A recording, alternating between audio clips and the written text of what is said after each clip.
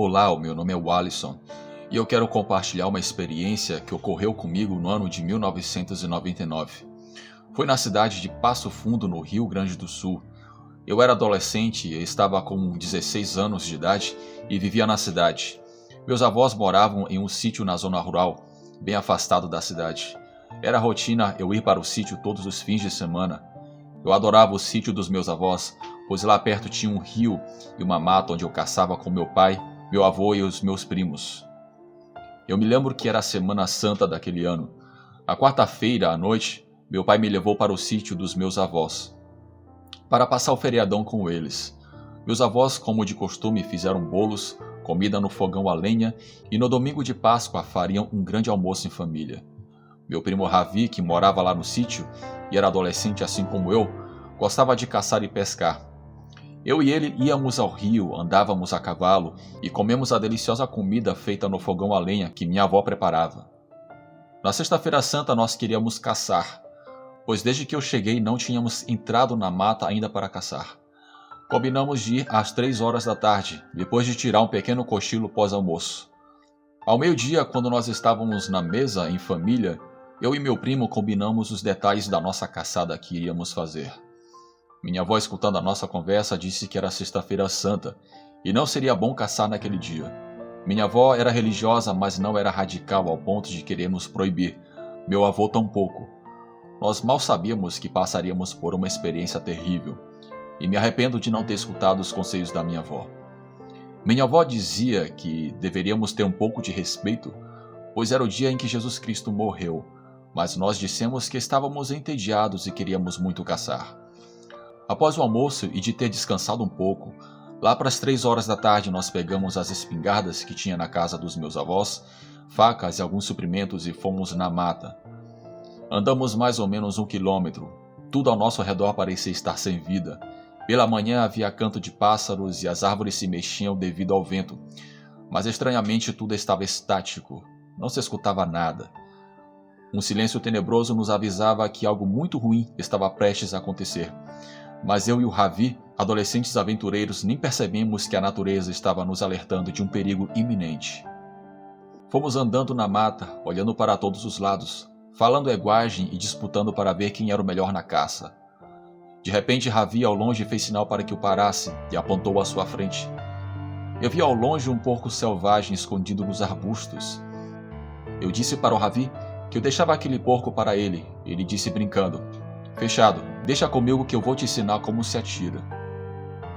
Ele ficou meio ajoelhado e apontou mirando naquele porco, e após alguns instantes ele deu um tiro. Eu vi quando aquele porco deu um grito e o bicho se chacoalhou todo. O bicho saiu correndo assustado, gritando. Eu e Ravi corremos atrás do porco que grunhia bem ao longe. Nós vimos no chão manchas de sangue. Logo aquele porco estava ferido. Fomos seguindo o rastro de sangue. À medida que nós seguíamos o porco, escutamos seus grunhidos. Porém, pouco a pouco, aqueles grunhidos foram mudando e parecia mais com gritos de uma pessoa, gritos de dor. Até que, em um momento, escutamos claramente um homem gritando. Nós paramos de correr e nos entreolhamos confusos. Os grunhidos de porco sumiram do nada. Eu achei melhor verificar aquilo. O Ravi disse para a gente deixar para lá e continuar caçando, mas eu disse ao meu primo que provavelmente aquele homem precisava de ajuda. Então seguimos em frente e quando nos aproximamos, pasmem, não havia nenhuma pessoa e aqueles gritos humanos na verdade vinham daquele porco. Aquilo me deu um calafrio tremendo. Eu me perguntava como aquilo era possível. Fomos chegando bem devagar perto daquele porco deitado que sangrava. Ele gemia como uma pessoa e quando já estávamos quase a uns 5 metros daquele bicho, os gemidos de dor deram lugar a uma risada debochada, sarcástica. O porco se virou para a gente e começou a rir bem alto. Eu e Ravi ficamos olhando para aquilo sem acreditar. Aquele porco começou a aumentar de tamanho. Ele ficou em 2 patas e mudava de forma. Parecia mais humano, mas ao mesmo tempo deformado, e seus dentes começaram a crescer. Aquilo foi como ver o próprio capeta. Nós começamos a atirar naquele monstro, mas as nossas balas pareciam não fazer efeitos e nem cócega naquela besta. Foi então que começamos a correr. Eu sentia aquele monstro correndo atrás da gente. Ravi gritava desesperado, perguntando o que diabos era aquilo. Estávamos vivendo um filme de terror em plena luz do dia. Corremos tanto que nem sentimos nos cortar nos galhos das árvores quando passamos a toda velocidade. Foi quando mais à frente, para nossa sorte, vimos o grupo de caçadores. Eram os 3 caras. Começamos a gritar por socorro. Eles se viraram e viram a gente. Eu vi o semblante daqueles caras quando eles também viram aquela coisa grotesca nos perseguindo. Eles vieram correndo ao nosso encontro e quando passamos por eles, os mesmos abriram fogo. Eu olhei para trás e vi aquela criatura correndo para o outro lado, se esquivando dos caçadores e se embrenhando em uma ribanceira até sumir. Os outros caçadores perguntaram se nós estávamos bem. Os mesmos estavam chocados ao verem aquele bicho. Explicamos para eles toda a situação. Eles ficaram tão apavorados como eu e o Ravi e decidimos sair da mata e abandonar a nossa caçada. Eu e meu primo voltamos para casa e contamos tudo para os meus avós e os mesmos ficaram chocados. Meu tio, pai do Ravi, disse que já tinha escutado histórias de moradores da região que naquela mata habitava uma criatura muito estranha. Muitos animais desapareciam sem explicação e até pessoas que entravam naquela mata nunca mais voltavam. Porém, assim como nós, meu tio não acreditava naquelas histórias. Desde aquele dia, tanto eu, meu primo, meus tios nunca mais entramos naquela mata para caçar. Hoje, eu ainda questiono se aquela criatura maldita habita aquele bosque. Espero que tenham gostado do meu relato. Adeus.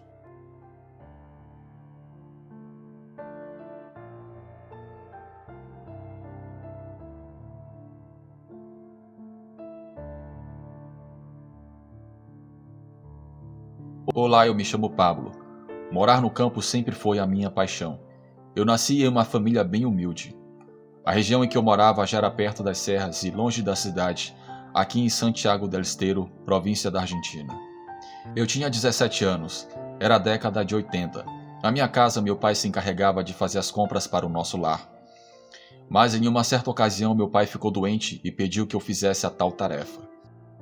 Eu preparei um dos cavalos e fui para a cidade fazer compras. Chegando lá, eu comprei tudo o que o meu pai pediu. Era a primeira vez que eu fazia compras. Como eu não estava acostumado com a tal tarefa, logo eu não fiz de maneira muito organizada e levei muito tempo para fazê-la. Quando eu terminei de comprar tudo, já estava de noite e eu voltei para casa no meu cavalo tranquilamente pela estrada de terra. Eu estava no meio do nada, não havia cruzado com ninguém naquela estrada, só havia vegetação ao redor. De repente meu cavalo começou a ficar inquieto. Ele relinchava e eu tinha dificuldade para domá-lo. Eu insistia para ele seguir adiante, porém cada vez mais ele ficava inquieto, teimoso e algo parecia incomodá-lo. Depois de muita insistência o cavalo empacou. Eu tive que descer e ir puxando ele para ver se seguia a viagem, mas ele não se movia e relinchava. Aquilo foi enchendo a minha paciência e eu comecei a xingá-lo, pois estava escuro, eu só queria chegar em casa logo. Para piorar, começou a chover e foi uma chuva torrencial. Eu olhei ao meu redor e então eu vi ali perto uma casa abandonada. Então eu puxei meu cavalo e atei ele em uma árvore. Peguei as compras e entrei na casa. A mesma tinha bastante goteiras no telhado. Eu fiquei em um canto da sala segurando as compras. Relampejava forte e eu pude ver por alguns segundos que havia ratos na casa. De repente eu escutei que meu cavalo relinchava alto. Eu fui até a porta e havia um homem perto dele. Eu chamei a atenção daquele homem. Ele se virou para mim e eu, por educação, fiz o sinal convidando ele para entrar para se abrigar da chuva. Aquele homem se virou dando as costas para mim e foi-se embora. Eu achei muito grosseiro de sua parte fazer aquilo, mas pelo menos o meu cavalo ficou tranquilo depois que aquele homem foi embora. Após vários minutos a chuva foi diminuindo, não obstante trovejava e relampejava bastante. Eu senti o barulho de algo batendo no telhado, parecia que o teto iria cair a qualquer momento. Foi quando em um momento eu decidi sair da casa, montar o meu cavalo e seguir viagem de volta para minha residência. Quando eu cheguei na porta daquela casa velha, deu um forte relâmpago que por uma fração de segundos iluminou boa parte do que estava dentro da casa. E ao mesmo tempo eu senti algo segurar o meu tornozelo. Quando eu vi, era um daqueles ratos que seguravam o meu tornozelo. Mas quando eu observei bem, eu vi que não era um rato comum. Era o rato do tamanho de um bezerro.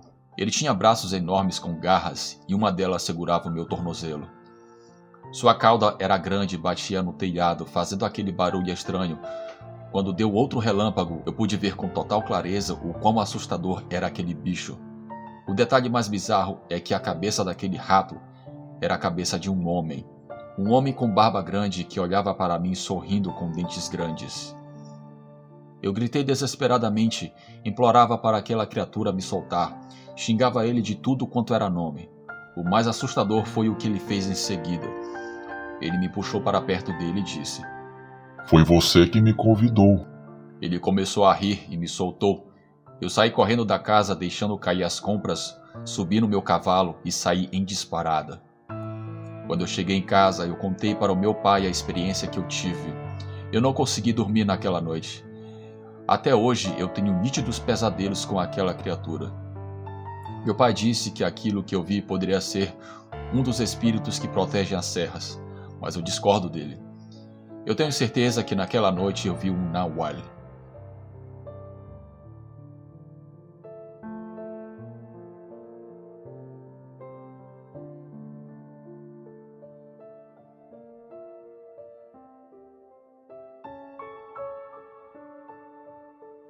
Olá, eu me chamo Heitor. Eu tenho 53 anos e moro em Brasília. E tive uma experiência no ano de 1992, na cidade de Paulo Jacinto, em Alagoas. Eu naquela época trabalhava como vendedor, um caixeiro viajante. Eu vendia redes, panelas, baldes, além de vários outros utensílios domésticos. Eu tinha vários clientes em Quebrangulo, Mar Vermelho, Viçosa, todas as cidades vizinhas ali de Paulo Jacinto. Eu vendia bastante. Eu trabalhava em uma Kombi que eu consegui comprar com muito sacrifício naquela época. Eu me lembro que era época de Semana Santa. Eu trabalhei até a Quinta-feira Santa e decidi descansar no feriado. Eu tinha um amigo chamado José, que hoje é falecido, que morava em um bairro. Ele me convidou uma vez para almoçar na sua casa, em um sábado de Aleluia. Eu aceitei o convite. Então, quando chegou o sábado de Aleluia, eu aproveitei que estava a caminho da sua casa para fazer a cobrança de alguns dos clientes que moravam ali perto. E depois que eu fiz as cobranças e recebi um pouco de dinheiro, eu fui para a sua casa. Chegando lá, havia bastante comida, carne assada, baião de dois e algumas bebidas. Ficamos ali a tarde toda conversando com outros amigos e escutando boa música. O tempo foi passando até que anoiteceu e eu decidi voltar para casa. Eu entrei na minha Kombi e entrei na estrada de terra. Eu me lembro que quando eu cheguei exatamente perto de uma encruzilhada, o motor da Kombi apagou do nada. Eu saí para verificar o que era. Aonde eu parei, havia algumas cabras, bois, pastando pelos descampados e ao longe havia algumas casas. Eu pude ver também que havia um Judas pendurado em um tronco. Estava a uns 2 metros do chão. Talvez quem não nasceu naquela época deve desconhecer o que é um Judas. Para que você possa entender, no sábado de Aleluia, como de costume, as pessoas fazem um boneco com roupas velhas, enchem esse boneco com folhas, papel ou espuma. Eles o penduram em um poste, árvores e depois malham ele no fim do dia, ou no domingo, ou seja, eles batem ou tocam fogo. Esse boneco representa Judas, um dos apóstolos que traiu Jesus. Era comum fazer essa brincadeira colocando o nome de alguém, algum político que as pessoas não gostavam, mas o intuito da brincadeira era zoar com alguém. Era uma brincadeira bem engraçada que está desaparecendo hoje em dia no Brasil. Enfim, eu vi que esse boneco estava pendurado em um tronco, ele parecia estar olhando para outro lado. Eu abri o motor da Kombi e comecei a fazer testes para descobrir qual era o problema. Houve um certo momento que os bois e as cabras começaram a ficar agitados. Olhei ao meu redor e algo me chamou a atenção e me deixou encucado. Quando eu desci da Kombi, aquele Judas estava com a cabeça apontando para o outro lado, mas quando eu vi de novo aquele boneco, ele já estava olhando para a minha direção. Aquilo me deixou um pouco apreensivo, mas eu pensei que fosse coisa da minha cabeça, ou talvez o efeito do álcool que estava no meu sangue. Eu deveria estar confuso. Eu voltei a me concentrar no motor. Eu passei um pouco de lixa no platino do distribuidor e pensei em tentar dar partida de novo. Foi quando atrás de mim eu escutei uma voz me perguntando o seguinte: Ô meu amigo, você quer ajuda para empurrar? Eu automaticamente respondi sem tirar os olhos do que eu estava fazendo. Não, amigo, tô vendo que o problema aqui é no distribuidor. Obrigado. Quando eu olhei para trás, a minha alma quase saiu correndo do meu corpo com a cena mais assustadora que eu já vi na minha vida. Aquele boneco, tal Judas, estava caminhando na minha direção. Aquilo caminhava desagitado. Era muito nítido que não parecia uma pessoa com alguma brincadeira. Ele andava meio desajeitado, com seu corpo molenga. Eu soltei um grito, corri, entrei na Kombi e dei a partida. Para minha sorte, finalmente a Kombi pegou. Eu saí acelerando e nem tive tempo de fechar a tampa do motor. A tampa batia e fazia uns barulhos bem altos. Mas naquele momento eu não me importava. Eu só queria fugir daquele boneco que parecia estar possuído por algum espírito, ou sei lá o que era aquilo. Aquela cena foi traumatizante. Até hoje, quando eu passo por encruzilhadas, ou vejo aqueles bonecos de sábado de aleluia, eu me lembro daquela experiência macabra que eu tive. Talvez a pessoa que fez aquele Judas não tinha intenção de fazer uma brincadeira, mas sim um despacho, pois o boneco estava em uma encruzilhada, creio eu. Agradeço pelo espaço e desejo sucesso ao canal e espero que o meu relato seja do seu agrado.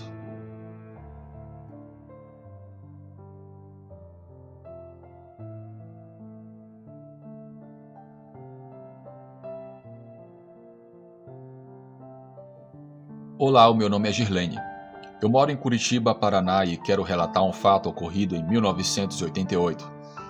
Não é algo sobrenatural, mas é muito assustador e bizarro, e aconteceu com meu tio Eduardo, que trabalhava como caminhoneiro naquela época.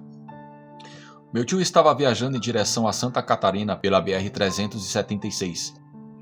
Ele estava levando uma carga de utensílios de limpeza. Ele conta que era tarde, o céu estava meio nublado e ameaçava chover a qualquer momento. Ele dirigia um caminhão Scania, mas teve um momento que ele viu parada no acostamento uma mulher. Essa mulher fez sinal para o meu tio parar.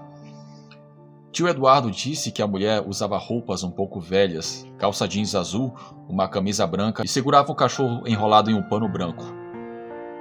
Ela aparentava ter uns 20 anos e pediu uma carona ao meu tio para levar o seu cachorro ao veterinário que ficava na cidade de Guaruva.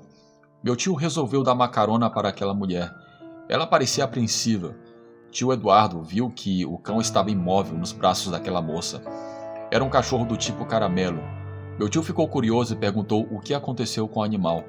A mulher disse que o cachorro estava doente, mas não quis dar muitos detalhes. Tio Eduardo não se convenceu muito daquela história, mas foi seguindo seu caminho. A mulher estava muda e olhava para todos os lados com uma certa ansiedade.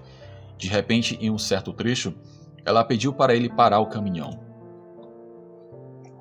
Ela disse que iria descer ali, sendo que faltava bastante quilômetros para chegar em Guaruva. O meu tio ficou meio confuso, pois, aonde ela pediu para parar, só havia mato dos dois lados. O meu tio ofereceu ajuda, mas ela disse que não precisava mais. Ela tinha que descer ali. Tio Eduardo, confuso, não disse nada. A mulher desceu do seu caminhão e ele seguiu viagem.